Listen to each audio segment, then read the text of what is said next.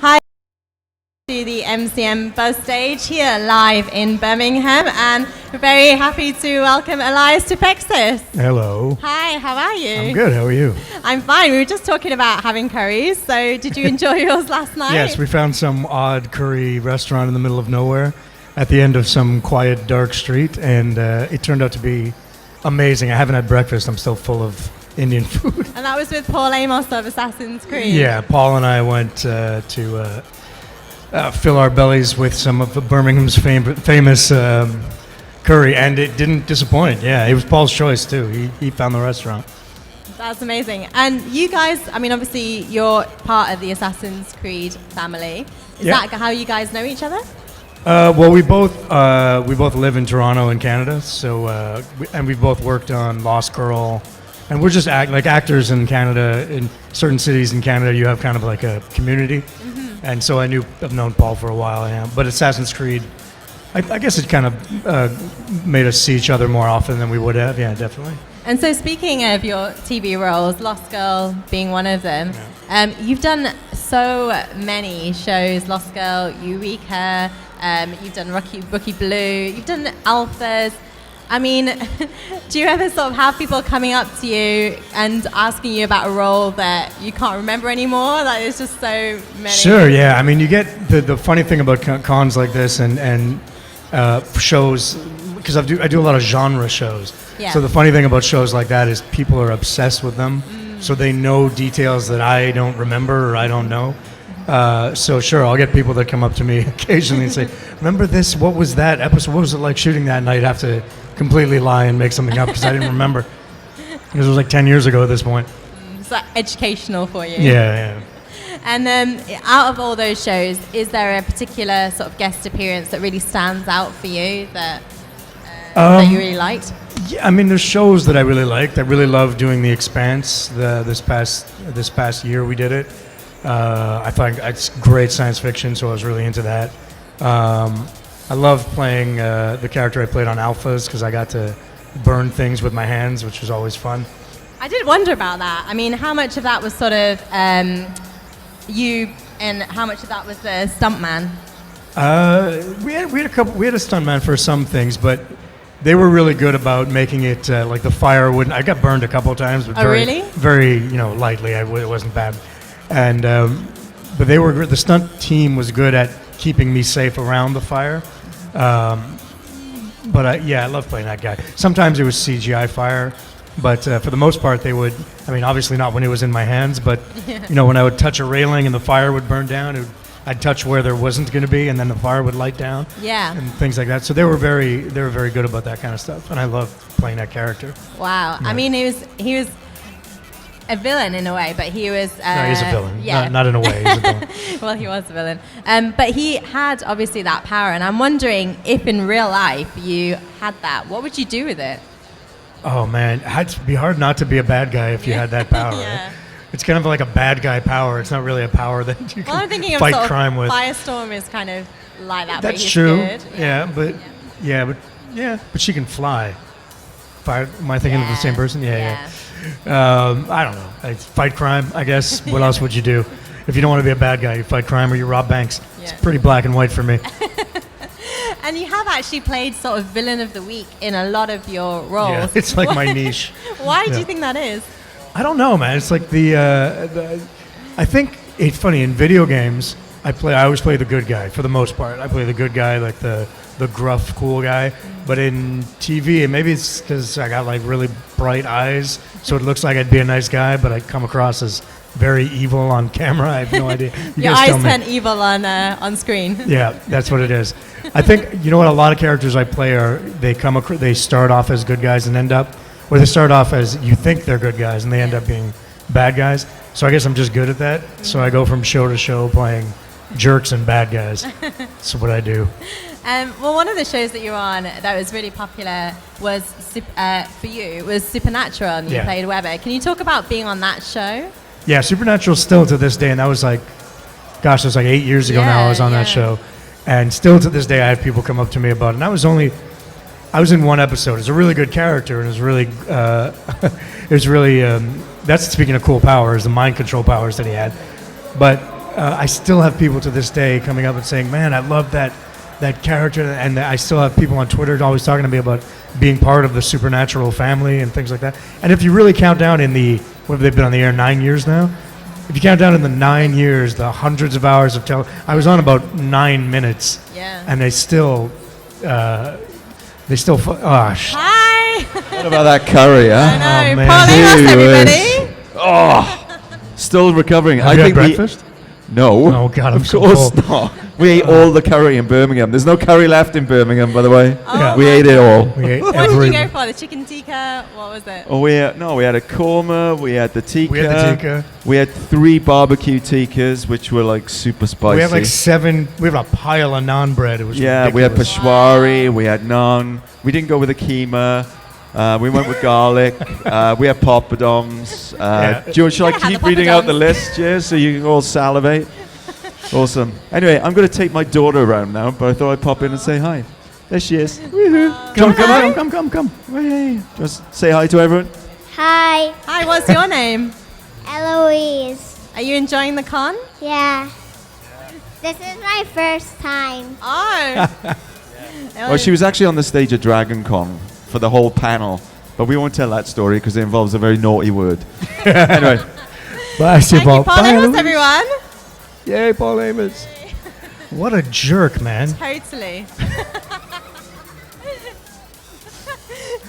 His daughter agrees with you. Yeah, apparently. his daughter's laughing at my jerk comment.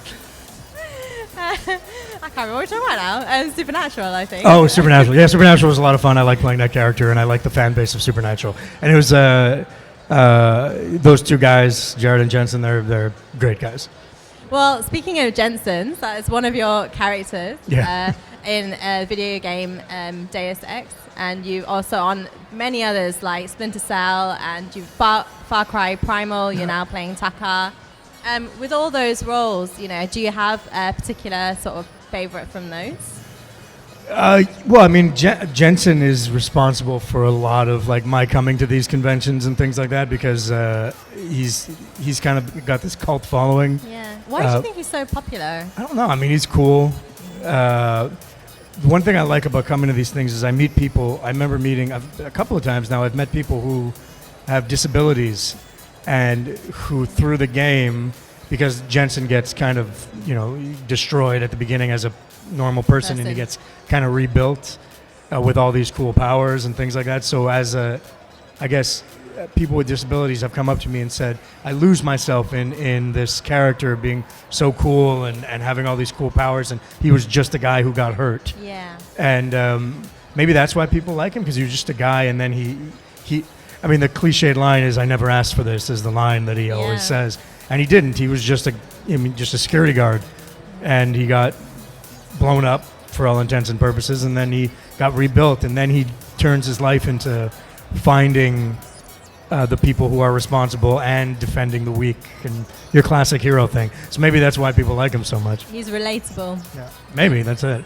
But he's also really cool. So it's Can you give us a taster of some of your Well, voices? Jensen's pretty much my voice, essentially. It's maybe a little more down here, and he says, I never asked for this, and things like that. But it's pretty much me. And how about Taka? Takar is interesting because we didn't speak English. It was a completely made-up language. Not made up out of thin air. They made it up based on what they thought maybe the people would speak in the Stone Age. And it was based on a Proto-Indo-European language, and it was really interesting. I had to learn it. We had classes, kind of. Wow. I'd sit down with the people who knew the language, and I learned the language. And then every time I did a day of work, I would have somebody on Skype or there in the performance capture place to tell me exactly if I'm saying the lines right or not. It was really a lot of fun, and really like a big challenge, which is always great. Are there any sort of particularly memorable lines as Taka? Takari's not in English, so it's just like Swan Brashtar, things like that. Wow, it just sounds cool. Yeah, it was really cool. Yeah. And so, speaking of some of the other roles, you mentioned Expanse, which is a new sci-fi show. It's not out airing at the moment in the UK, but can you give us a little taster or about the premise of the show? Sure. It's based on a series of books. The series is called The Expanse, and it's Thomas Jane's the lead. It takes place about 300 years in the future, where man has colonized Mars and the asteroid belt, but that's about as far as we've gone. And essentially, it's kind of a political thriller in the sense that Martians don't like Earthers.